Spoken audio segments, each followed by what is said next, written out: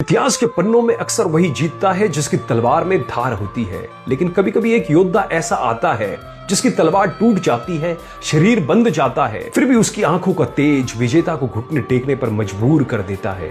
यह कहानी हार कर जीतने वाले बाजीगर की है। यह कहानी है भारत के शेर राजा पोरस और विश्व विजेता सिकंदर की। झेलम नदी के किनारे एक भयानक युद्ध हुआ।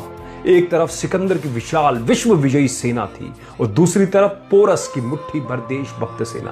पोरस जानते थे कि जीतना लगभग असंभव है, लेकिन क्षत्रिय धर्म कहता है कि परिणाम के लिए नहीं, स्वाभिमान के लिए लड़ो। पोरस आखिरी सांस तक लड़े।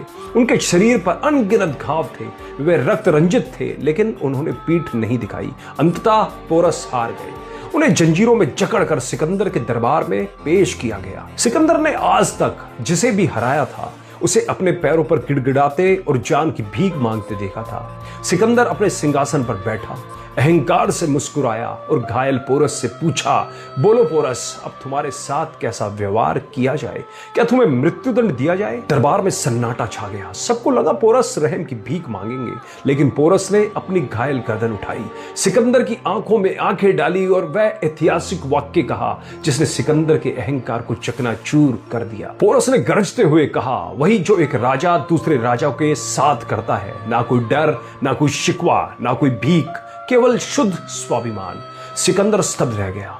उसने पूरी दुनिया जीती थी, लेकिन ऐसा जिगर उसने कहीं नहीं देखा था। उसे समझ आ गया कि उसने पोरस की जमीन जीती है, लेकिन पोरस का जमीर नहीं जीत पाया।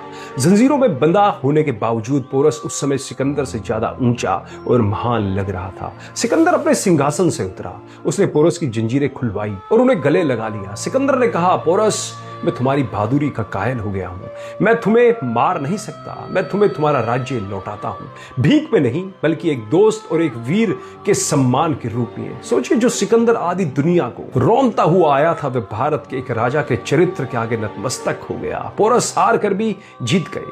दोस्तों, यह ऐतिहासिक घटना हमें जीवन का सबसे बड़ा सबक देती है, और वो है स्वाभिमान का। परिस्थितियां चाहे कितनी भी विपरीत क्यों ना हो, चाहे आप हार ही क्यों ना रहे हो, अपना स्वाभिमान कभी ना खोए।